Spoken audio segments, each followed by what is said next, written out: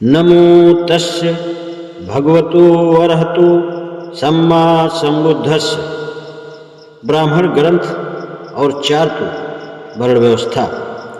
वेदों के बाद वे धार्मिक ग्रंथ आते हैं जिन्हें ब्राह्मण ग्रंथ कहते हैं।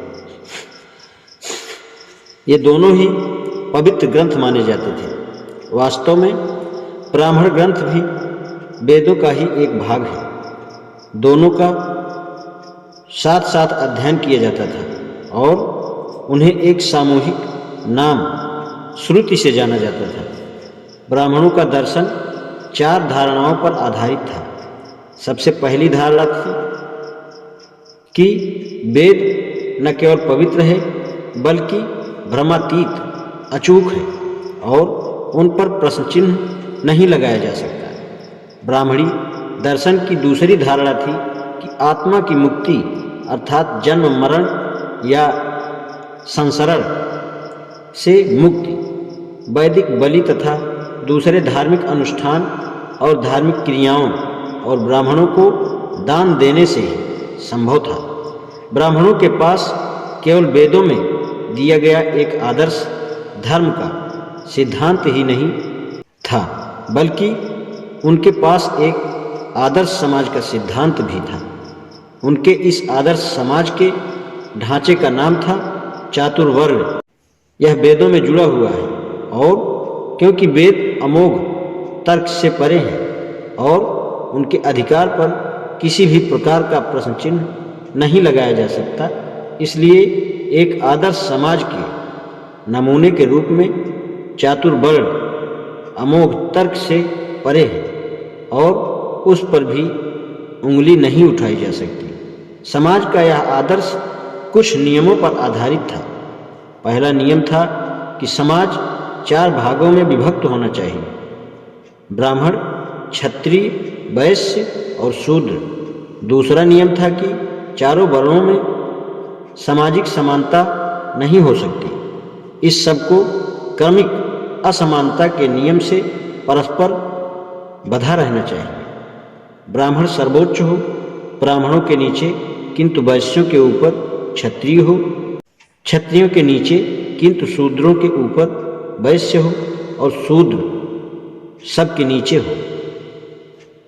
अधिकार और विशेष सुविधाओं के मामले में ये 4 वर्ग एक दूसरे से समान नहीं थे।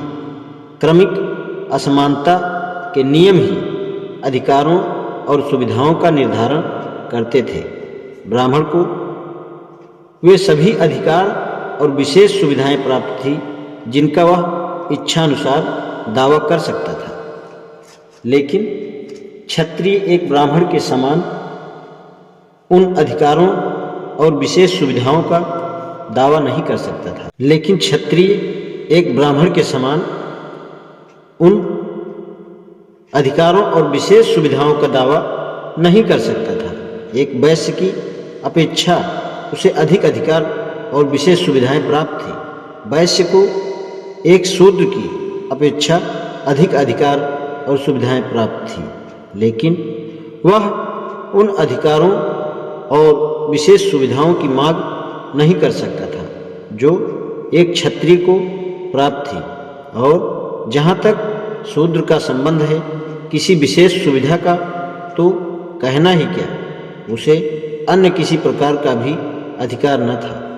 इसके लिए यही सुविधा थी कि वह ऊपर के तीनों वर्गों को बिना रुष्ट किए किसी न किसी तरह जीवित रहे। चातुर्वर्ण के तीसरे नियम का संबंध पेशों अथवा जीविका के साधनों के बंटवारे से था। ब्राह्मण का पेशा था पढ़ना पढ़ाना और धार्मिक संस्कार कराना। क्षत्रिय का पेशा था युद्ध करना। वैश्य का पेशा था व्यापार और शूद्र का पेशा था ऊपर के तीनों उच्च वर्गों की सेवा करना।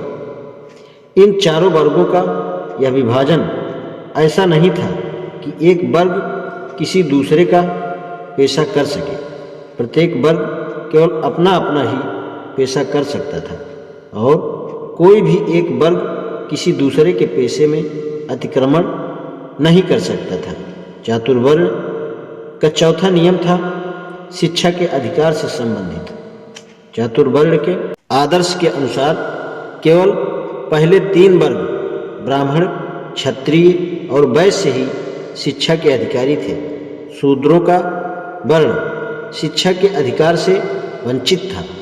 इस चातुर्वर्ण के नियम ने केवल शूद्रों को ही शिक्षित होने को वंचित नहीं किया था, बल्कि ब्राह्मण और वैश्य वर्गों से संबंधित सभी स्त्रियों को भी शिक्षा के अधिकार से वंचित कर दिया था। एक 5वां नियम भी था। इसके अनुसार आदमी के जीवन को 4 अवस्थाओं में बांटा गया था।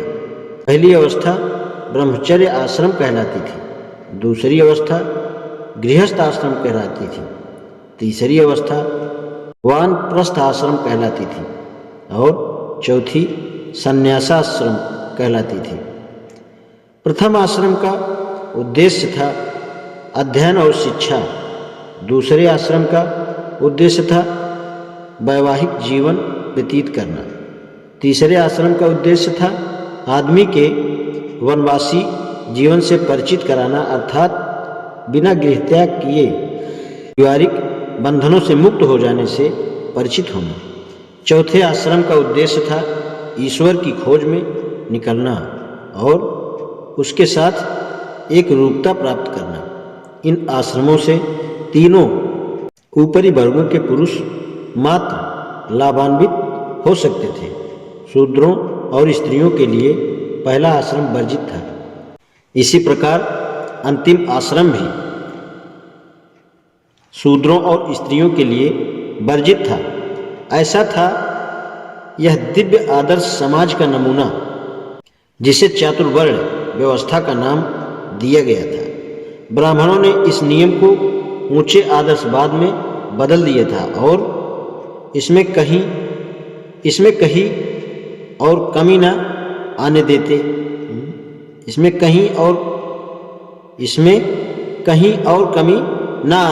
हुए इस आदर्श को प्राप्त कर लिया था। ब्राह्मणी दर्शन की एक चौथा अवधारणा क्रम का सिद्धांत था। यह आत्मा के संसरण के सिद्धांत का एक भाग था। ब्राह्मणों का कर्मवाद इस प्रश्न का उत्तर था, जन्मांतर होने पर नए शरीर को लेकर आत्मा कहाँ नया जन्म ग्रहण करती है।